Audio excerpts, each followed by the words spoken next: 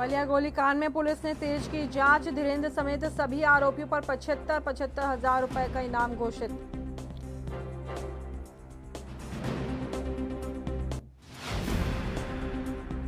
बलिया गोलीकांड को लेकर बीजेपी विधायक सुरेंद्र सिंह की धमकी। दूसरे पक्ष पर एफआईआर नहीं हुई तो धरना दूंगा।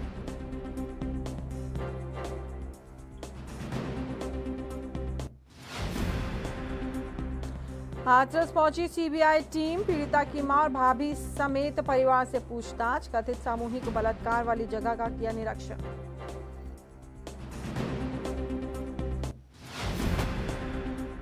उत्तराखंड के देहरादून में बीजेपी प्रदेश कार्यालय का ऑनलाइन शिलान्यास। राष्ट्रीय अध्यक्ष जेपी नड्डा ने किया शुभारंभ।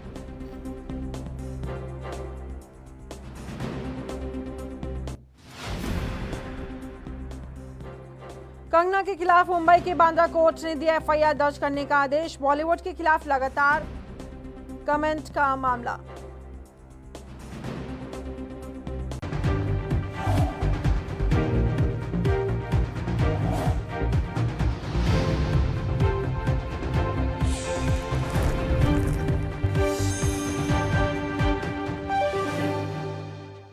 नमस्कार, आप देख रहे हैं एनबी न्यूज और मैं हूं स्वाति चौरसिया। आप सभी का स्वागत है हमारे खास कार्यक्रम 3 बजे और 3 रिपोर्टर्स, यानी कि 3 बड़ी खबरें दिन भर की क्या कुछ रही, इससे हम आपको रूबरू कराएंगे। लेकिन सबसे पहले बात होगी कंगना रनौत की, जिनकी मुश्किलें एक बार फिर से बढ़ती हुई दिखाई दे रही। दरअसल बांद्रा कोर्ट ने एक मामले में कंगना के खिलाफ एफआईआर दर्ज करने के लिए कहा है। इसके बाद बात करेंगे बलिया की, जहां गोलीकांड के मामले में अब आरोपी धीरेन्द्र को विधायक सुरेंद्र सिंह का साथ मिल गया है। जानेंगे इसकी अपडेट और आखिर में बात करेंगे बिहार चुनाव की, जहां चुनावी सरगर्मियां तेज हो गई हैं। तो चलिए अब इन तमाम खबरों पर हम विस्तार से चर्चा कर लेते हैं।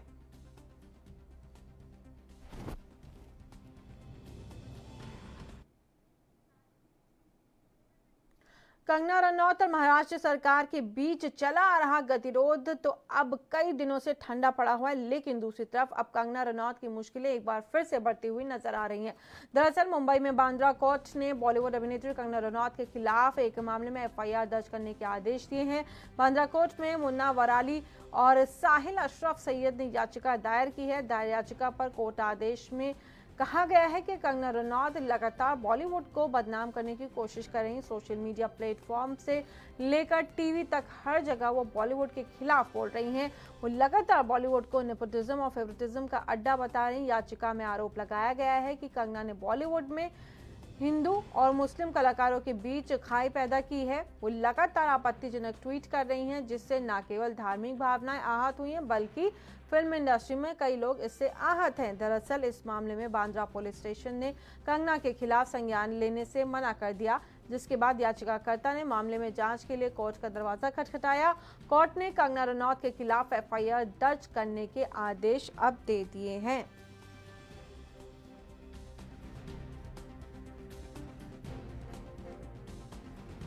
और इसी खबर पर ज्यादा जानकारी के लिए हमारे संवाददाता सत्य प्रकाश सोनी हमारे साथ जुड़ रहे हैं। सत्य प्रकाश, कंगना के ट्वीट आग के बारूद होते हैं, एक के बाद एक ट्वीट करती हैं और उसके बाद खुद ही मुश्किलों में फंस जाती हैं।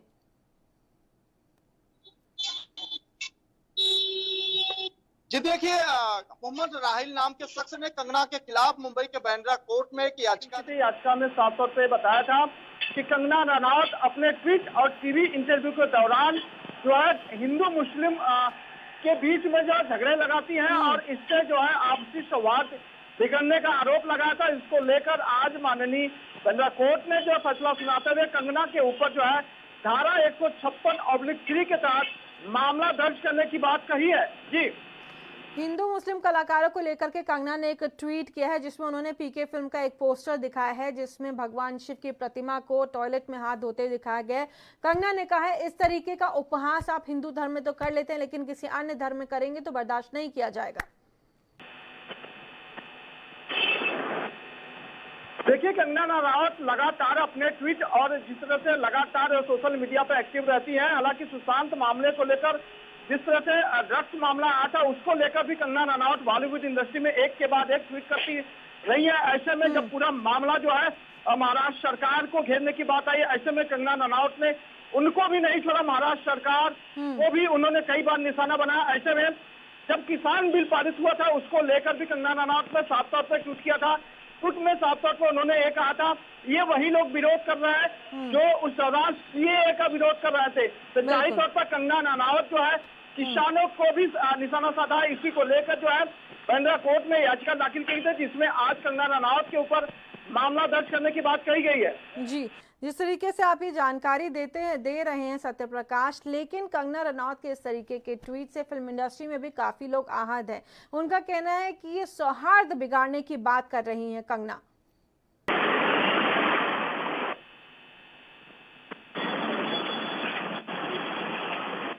सत्य प्रकाश, आप तक आवाज पहुंच रही है मेरी?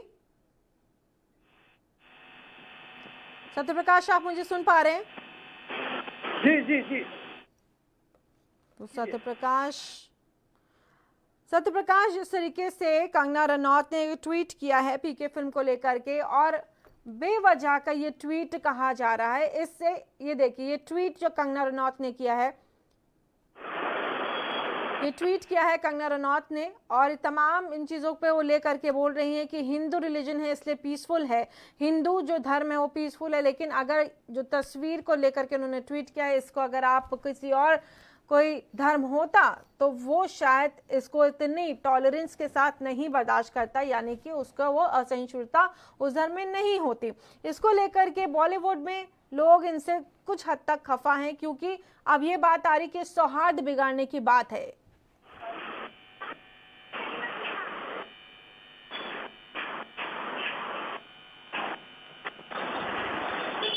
तो सत्य प्रकाश से हम बता दें तकनीकी खामियों के कारण उनसे संपर्क टूट गया है।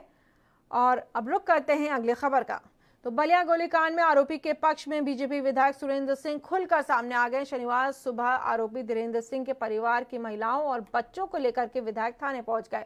विधायक का कहना है कि मारपीट में धीरेन्द्र का परिवार भी घायल हुआ है, उनकी भी एफआईआर दर्ज होनी चाहिए। पुलिस ने केस से पहले मेडिकल की बात कही तो विधायक आरोपी परिवार के लोगों और भीड़ के साथ सीएचसी पहुंचे, जहां कोई डॉक्टर नहीं होने पर जिला अस्पताल रवाना हो गए। इस दौरान विधायक सुरेंद्र सिंह ने कहा कि मैं सीएम योगी से घटना की सीबीसीआईडी जांच करने की मांग करूंगा। मामले में एक तरफा कार्रवाई नहीं होनी चाहिए, जरूरत पड़े तो सड़क पर भी उतरूंगा। वहीं विधायक के मुताबिक धीरेन्द्र प्रताप सिंह और उनके समर्थकों पर पहले दूसरे पक्ष ने हमला किया था।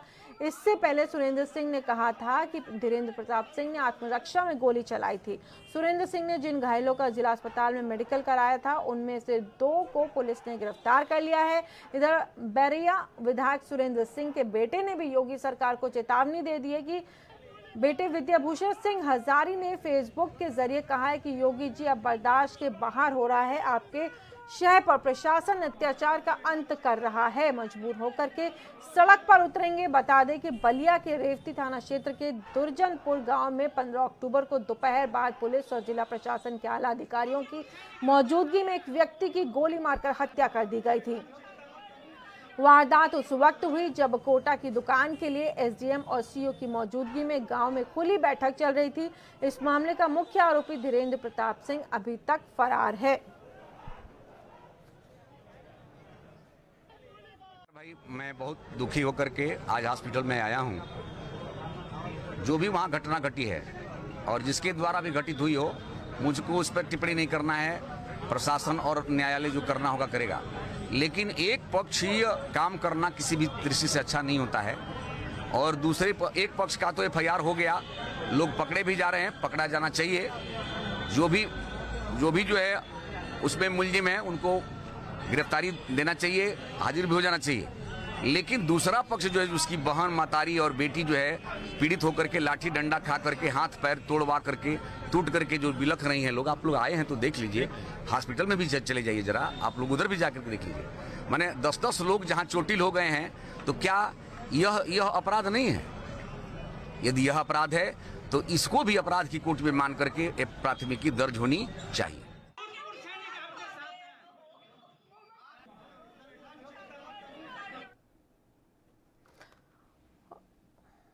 और इसी खबर पर ज्यादा जानकारी के लिए हमारे संवाददाता पुनीत मोहन हमारे साथ जुड़ गए हैं। पुनीत, जिस तरीके से सुरेंद्र सिंह जो आरोपी पक्ष है और जो आरोपी है उसका बचाव कर रहे हैं लगातार, कल भी उन्होंने ये तमाम बातें वीडियो के जरिए रखी थी और आज भी वो कह रहे हैं जो पीड़ित परिवार है उसके ऊपर भी केस होना चाहिए।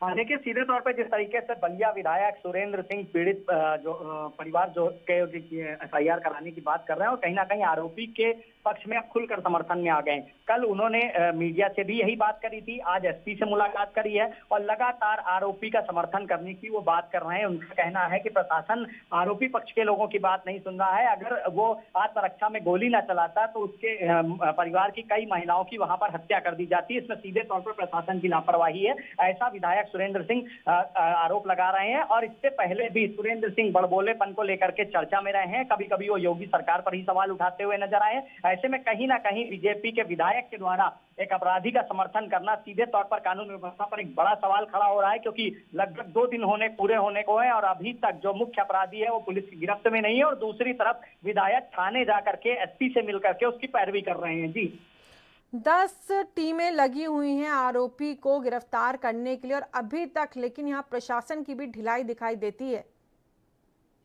देखिए सीधे तौर पे जिस तरीके से 10 से ज्यादा टीमें इस समय आरोपी की तलाश में लगी हैं और जिस तरीके का वीडियो हम अपने दर्शकों को हमने दिखाया था कि पुलिस ने उसको पकड़ लिया था, उसके कुछ देर बाद ये मैसेज वायरल होता है कि वो भाग गया है। कहीं ना कहीं लोकल पुलिस की भूमिका संदिग्ध नजर आ रही है। उसके बाद वो लगातार सोशल मीडिया पर वीडियो जारी कर रहा है और अपने आप को बेगुनाह बता रहा है कि उसने गोली नहीं चलाई, प्रशासन उसे फंसा रहा है। दूसरी तरफ विधायक थाने जाकर के SP से मिलकर के वहां पैरवी कर रहे हैं। कहीं ना कहीं सीधे तौर पर जो कानून व्यवस्था है उस पर एक बड़ा सवाल खड़ा हो रहा है और पुलिस वालों की भूमिका भी इसमें संदिग्ध नजर आ रही है। जी, दूसरे पक्ष को कह रहे हैं कि अगर उसने अपने बचाव में, यानी कि जो आरोपी है धीरेन्द्र सिंह, उसने अपने बचाव में गोली नहीं चलाई होती तो उसकी मां और बहन को भी वहां पे पीटा जाता। गौरतलब है कि जिसके पास पिस्टल थी, जिसके पास पिस्तौल थी, उसने गोली चला दी। पीड़ित पक्ष के पास तो कुछ भी नहीं था, वरना वहां से भी फायरिंग होती।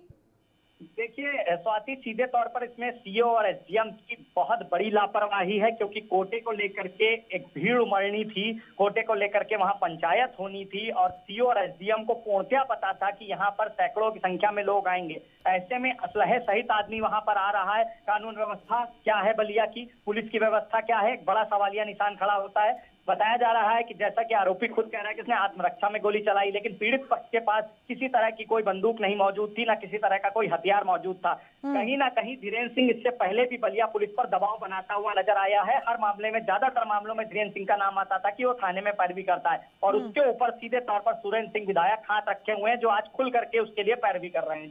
जी बिल्कुल पुनीत, जिस तरह से आप बता रहे हैं, गौरतलब ये है इसमें सबसे बड़ी बात जो निकल करके सामने आ रही है वो ये कि CM योगी आदित्यनाथ जो बड़े बड़े दावे करते हैं, यूपी में कानून व्यवस्था को सुधारने और दुरुस्त करने की और बेहतरीन बनाने की बातें करते हैं, आज उन्हीं के ऊपर सवाल खड़े किए जा रहे हैं कि अगर कार्रवाई जो आरोपी पक्ष है उसके साथ साथ पीड़ित पक्ष पे भी नहीं हुई तो वो धरने पे बैठ जाएंगे। जो विधायक है वहां पे, उन्हें भी, यानी CM को भी कटघरे में खड़ा करते हुए उन्होंने सीधे वार CM पे कर दिया है।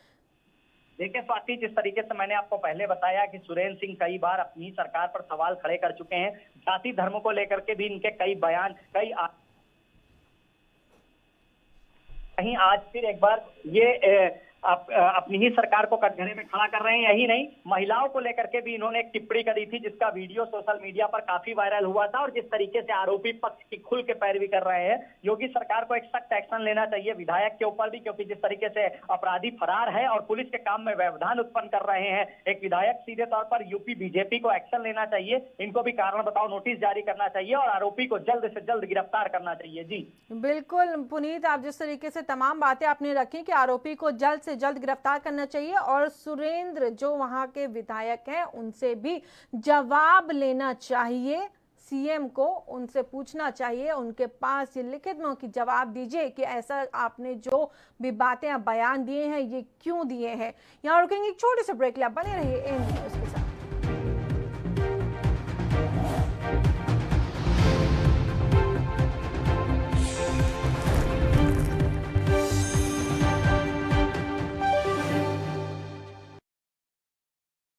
क्या आप दुबले पतले कमजोर हैं, आपकी सेहत नहीं बनती, भूख कम लगती है, वजन नहीं बढ़ता, दरअसल मेन बात खाना पीना खाना नहीं है, मेन बात है खाया पिया लगना। और अगर खाया पिया लगेगा ही नहीं तो सेहत बनेगी कैसे?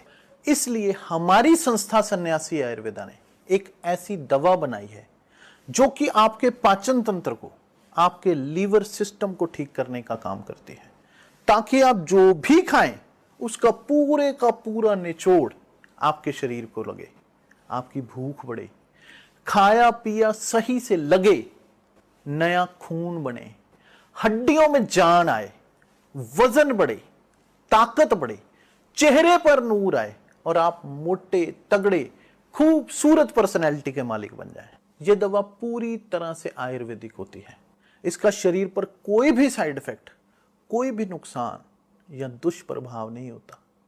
लड़के लड़कियां दोनों इसका इस्तेमाल कर सकते हैं और पहले 15 दिन के अंदर ही आपको इसका असर महसूस हो जाएगा।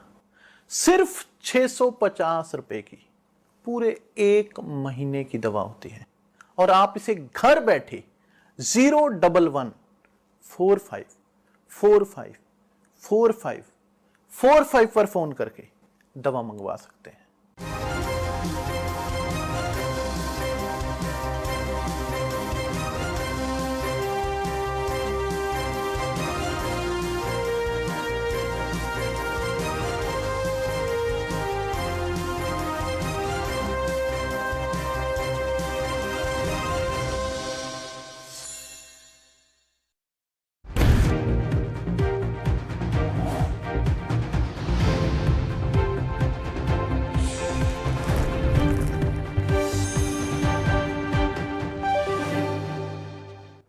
और ब्रेक के बाद एक बार फिर से आप सभी का स्वागत है। बिहार में सियासी हलचल तेज हो गई है क्योंकि 28 अक्टूबर को पहले चरण के लिए मतदान होना है। ऐसे में सभी पार्टियों की कोशिश मतदाताओं को अपने पक्ष में करके राज्य की सत्ता पर काबिज होना है। इसी कड़ी में आरजेडी महागठबंधन में शनिवार को प्रेस कॉन्फ्रेंस की गई है। इसमें महागठबंधन का संकल्प पत्र जारी किया गया है। इधर कांग्रेस की रैलियों की लिस्ट भी आ गई है, जिसमें कांग्रेस के पूर्व अध्यक्ष राहुल गांधी 23 अक्टूबर को 2 चुनावी रैलियों को संबोधित करेंगे। उनकी पहली रैली हिसुआ में और दूसरी रैली कहलगांव में होगी। वहीं दूसरी ओर बीजेपी ने ई कमल वेबसाइट और चुनाव गीत मोदी जी की लहर को लॉन्च कर दिया है। इस मौके पर बीजेपी नेता ने चिराग पासवान को स्पष्ट संदेश देते हुए किसी तरह के भ्रम में न रहने की सलाह भी दी है। बीजेपी नेता भूपेंद्र यादव ने कहा कि बीजेपी बहुत स्पष्ट है, लोजपा हमारे गठबंधन का हिस्सा नहीं है। हम चिराग पासवान को बताना चाहते हैं कि उन्हें किसी भी भ्रम में नहीं होना चाहिए। बीजेपी और जेडीयू मिलकर चुनाव लड़ रहे हैं और नीतीश कुमार जी मुख्यमंत्री होंगे। इसके अलावा बीजेपी के शीर्ष नेता ने भी चिराग पासवान के खिलाफ मोर्चा खोल दिया। बीजेपी ने लोजपा को वोट कटवा पार्टी कहा है। इधर चिराग पासवान ने भी एक इंटरव्यू में बीजेपी पर हमला बोलते हुए कहा कि अगर एलजेपी वोट कटवा पार्टी है तो इतने सालों से बीजेपी एलजेपी के साथ क्यों है? फिलहाल दोनों पार्टियों के बीच चली आ रही सनातनी के बीच अब दोनों पार्टियों में कड़वाहट बढ़ती जा रही है।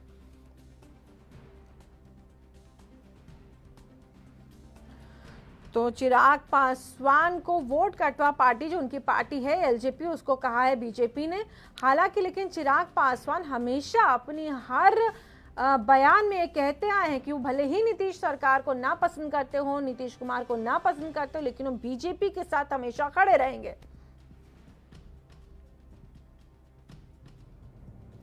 तो किसी भी भ्रम में ना रहे चिराग पासवान, ये कहना है भूपेंद्र यादव का।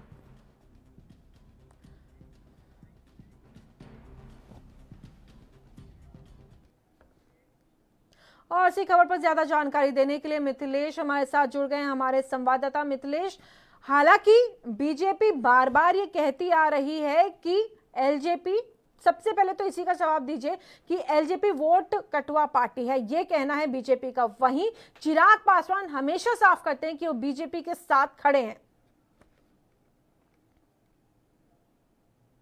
मिथिलेश, बात को बताया। दूसरी बात, उप मुख्यमंत्री सुशील कुमार मोदी ने भी बात को दोहराया है। तो ये सीधे तौर पे कह सकते हैं कि सियासी राजनीति में जो शब्दों की बाढ़ है वो लगातार जारी है। खास करके अभी जो स्थितियां हैं, एलजेपी के जो अलगाव की स्थिति है और अपनी अलग उन्होंने 143 सीटों पर अपने कायम होकर के अपनी चुनावी समर में उतरे हैं, उसको लेकर के पूरी तरह की तैयारी है और इसी तैयारी को ही लेकर के सीधे शब्द बाण की जारी हो रही है, प्रहार सीधे तौर पे चल रहा है। अब सीधे ये कह सकते हैं कि एक तरफ जहां पर बीजेपी के जितनी भी तैयारियां थी, खास करके दलित महादलित की जो वोट बैंक कहा जा सकता है, जिसमें सबसे ज्यादा वोट बैंक की माने तो खास करके एलजीपी का सबसे ज्यादा माना जाता है, तो उसमें सबसे अहम रोल रहा है एलजीपी का। लेकिन अब यहाँ पर देखने वाली बात ये हो जाती है कि बीजेपी जहां पर सीट खड़े किए हैं वहीं पे एलजीपी ने भी खड़ा कर दिया। अभी आपको बताते हैं कि जितने भी दागी बीजेपी के कैंडिडेट्स थे, उस सारे कैंडिडेट्स पे जो बीजेपी ने निकाल दिया था, उन्हें एलजीपी ने अपने दामन थाम लिया और उसके बाद वहीं पे उम्मीदवार भी उतार दिया। तो अब उम्मीदवार उतरने के बाद में सीधे आप कह सकते हैं कि इन लोगों को नगवार गुजरा है, खास करके बीजेपी को भी नगवार गुजरा है। पहले तो जदयू का नगवार तो था ही, सीधे वो कहा करते थे कि हमारे ये सिर्फ के नेता नहीं है, खास करके इन्होंने बोला भी था एलजीपी सुप्रीमो ने। तो ये चिराग पासवान की जो बयान था कि हमें कतई पसंद नहीं है कि जदयू के सीट पे या नीतीश कुमार हमारे मुख्यमंत्री के चेहरा रहेंगे, शुरुआती दौर की जो बातें थी वो जब सब समाप्त हो चुके थे, जदयू के खिलाफ पे जब चला करते थे खास करके चिराग पासवान, उसके बाद ये धीरे धीरे विराम हो गया ये बातें। लेकिन अब बीजेपी के जो उम्मीदवार थे, जो बाकी उम्मीदवार थे, उनके ऊपर में भी अब सीधे तंज अब कसना शुरू हो गया। तो दोनों यानी कि जदयू और बीजेपी ने तंज कसना शुरू कर दिया है, खास करके एलजीपी के लिए, कि जितने भी जगह पे इन्होंने अपनी खड़ा किया है। मिथिलेश, आप जो तमाम बातें कह रहे हैं बिल्कुल ठीक है, लेकिन चिराग पासवान बार बार यही कहते हैं कि मैं बीजेपी के साथ हूं अभी भी। हालांकि उनको बीजेपी के जो बिहार के नेता हैं, भले ही उन्होंने कह दिया हो कि बीजेपी ये कि चिराग पासवान की पार्टी वोट कटवा पार्टी है, लेकिन उसके बावजूद भी चिराग ने हालांकि सवाल खड़ा किया कि अगर हम वोट कटवाते तो इतने सालों तक हमारे साथ क्यों थे। दूसरा, बार बार लेकिन चिराग का जो स्नेह या कह लीजिए एक तरीके से जो झुकाव है वो बीजेपी की ही तरफ है, और वो बार बार कहते हैं भले ही मैं अपने पोस्टर्स में प्रधानमंत्री मोदी के तस्वीर ना लगा सकूं, लेकिन मैं मन से उनके साथ हूं और बिहार में एलजेपी और बीजेपी के गठबंधन से ही पार्टी बनेगी नतीजे आने के बाद। यानी कि चिराग का झुकाव बिल्कुल सीधे तौर पे देखा जा सकता है बीजेपी की तरफ, वहीं नीतीश को कड़ी टक्कर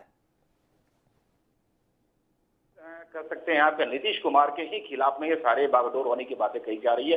केंद्र सरकार में अगर देखा जाए तो एलजीपी और खास करके बीजेपी साथ में है, साथ में गठबंधन के रूप में वहां पे देखा जा रहा है। लेकिन यहाँ पर खास करके अगर देखा बिहार में, तो बिहार में दोनों की अलगाव की स्थिति है। भले ही वो बयानबाजी हो या मर्म की बातें कही जा सकती है, या सीधे कह सकते हैं आप कि बीजेपी की तरफ उनकी झुकाव है, अगर जीत हो जाती है तो अब बीजेपी के साथ हम देंगे, ये कह करके भले ही अपनी बातों को रख दे। लेकिन ये सीधे कह सकते हैं आपकी जो कहानी जुड़ा हुआ है एलजीपी की और खास करके बीजेपी का, तो दोनों की अभी भी अलगाव की स्थिति है। बिहार में खास करके अलगाव की स्थिति है। बीजेपी कभी भी नहीं चाह रहा है कि हमारे जो बागी उम्मीदवार थे उनको खास करके उस स्थलों पे ये अपनी खड़ा करे, कैंडिडेट्स को खड़ा करे। लेकिन जब कैंडिडेट्स खड़े हो गए हैं उसके बाद में जो अलगाव की स्थिति पैदा हो गया, बयानबाजी की जो शब्द यहाँ पे चल रहे हैं, वोट कटवा शब्द भी नवाजे जा रहे हैं, तो ये साफ आप कह सकते हैं इस विषय पे कि जो शब्दों की बाढ़ है अब अलग अलग की स्थितियां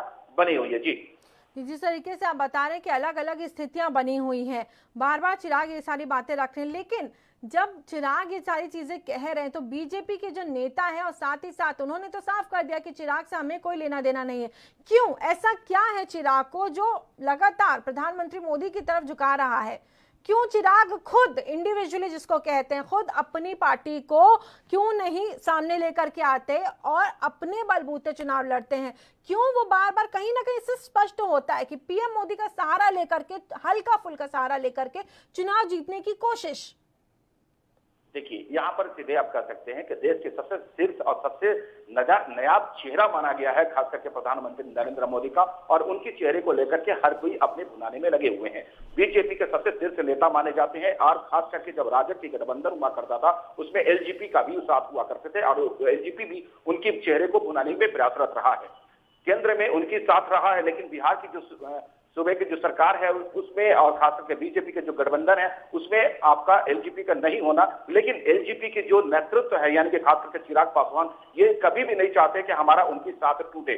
उन भले ही उन्होंने प्रधानमंत्री का अपने खास करके अपने पोस्टरों में उनका नहीं रखा है, लेकिन किसी न किसी तरीके से वे चाहते हैं कि अपनी शब्दों से उन्हें प्रेरित कर करके, खास करके जो वोट बैंक है वहां पर लुभाएं, ताकि स्वर्ण जाति का या जितने भी जो लोग हैं वे सारे लोगों को मिल सके। तो ये आप सीधे कह सकते हैं कि भले ही एक जिन तमाम जानकारियों के लिए मिथिलेश आपका बहुत बहुत धन्यवाद। तो हमारे संवाददाता मिथिलेश हमारे साथ जुड़े हुए थे ज्यादा जानकारी देते हुए। इस बुलेटिन में फिलहाल इतना ही। देश और दुनिया की तमाम खबरों के लिए बने रहिए एएनबी न्यूज़।